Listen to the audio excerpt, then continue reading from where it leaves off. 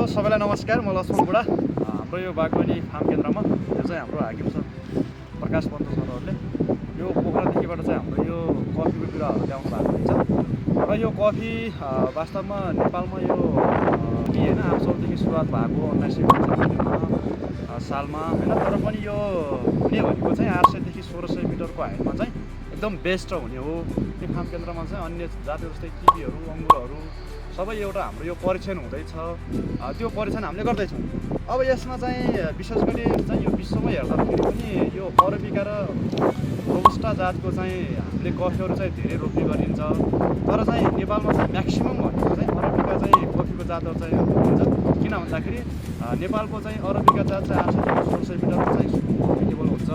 तर रोबस्टा चाहिँ 500 मिटरभन्दा पनि लो हाइटमा हुने भएको कारणले गर्दा त्यो विषय चाहिँ हाम्रो रोप्ने कार्य चाहिँ हुँदैन है। अब यसमा पनि अरबिका जातकोमा पनि के छ भन्दाखेरि त्योभित्र पनि यसमा हाम्रो यो बागवानी फार्ममा हामीले 3वटा भेराइटी ल्याएको छौँ। सेलेक्सन टेन त्यो हामीले चाहिँ घाँससम्म रोप्यौँ। अलि त्यो कम हाइटमा हुने भएको कारणले गर्दा होइन, लगभग 800 देखि 1100 समथिङ हाइटमा हुने भएको कारणले गर्दा अब यहाँ हामीले चाहिँ पनि यो पाकामारा भन्ने चाहिँ हामीले यो जातहरू चाहिँ ल्याएर यहाँ ट्राई गर्दैछौँ। यो भनेको लगभग 1100 देखि 1600 मिटरको हाइटमा हुन्छ भन्ने छ। अब कफीको जात योभन्दा धेरै हाइटहरू चाहिँ खासै सिफारिस गरिएको छैन होइन। त्यो भएको कारणले गर्दा अब यसमा चाहिँ हामीले रोप्दाखेरि चाहिँ धेरै कुराहरू चाहिँ ख्याल गर्नुपर्ने हुन्छ। यसमा अन्य चाहिँ हाम्रो यो स्याउको ओखरको बिरुवा जति चाहिँ 1 मिटर गएर चाहिँ खाडलहरू बनाउनु पर्दैन। यसमा सिप चाहिँ हामीले आधा मिटर अथवा 45 सेन्टिमिटर चाहिँ गहिराइ, 45 सेन्टिमिटर चाहिँ चौडाइ हामीले खाडलहरू बनाउनुपर्छ। हामीले खाडल चाहिँ बनाइसकेको छौँ। त्यस रोप्ने यो कफीको सिजन भनेको चाहिँ जेठ असारमा हो वास्तवमा। तर हामीले यहाँ चाहिँ तल गएको बेला हिजो नै बिरुवा आएको कारणले गर्दा यो मुनि गएको भएको कारणले गर्दा अहिले रोप्दैछौँ है। कति मिटरको चाहिँ दुरीमा रोप्नु पर्ला भन्ने पनि होला। किन भन्दाखेरि यो कफीको बोट चाहिँ धेरै ठुलो नहुने भएको कारणले गर्दा हामीले 2 मिटरको दुरीमा चाहिँ रोप्दाखेरि एकदम सुइटेबल हुन्छ होइन।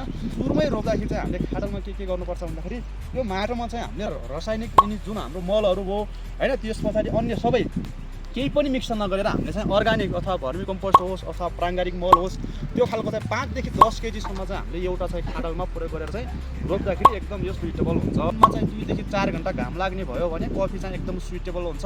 र छारीको रूपमा चाहिँ हामीले उत्तिसहरू होइन, त्यस पछाडि चाहिँ हाम्रो टुनीहरू त्यस्तो खालका बोटहरू 1 वर्ष पहिले नै लाउनु पर्ने हुन्छ। तर हाम्रो यहाँ त्यो खाल कफी खेती गर्ने उद्देश्य नभएको कारणले गर्दा हामीले यहाँ ओखरको नजिक छन अन्य हाम्रो यो च्याङ्गर भेराइटीहरू पनि छ ओखरहरू, त्यसको चाहिँ नजिकै हामीले यो चाहिँ रोप्दैछौँ। र यो यदि चाहिँ तपाईँहरूले कफी खेती गर्दै हुनुहुन्छ भनेपछि केही जिज्ञासा भयो भनेपछि मजासँग डिटेल रूपमा चाहिँ सोध्न सक्नुहुनेछ। मैले धेरै विस्तृत रूपमा चाहिँ जानकारी ल्याएको छैन है। यही भन्दै अब हामी यहाँ कफी रोप्ने कार्य भइरहेको छ। हस्, धन्यवाद।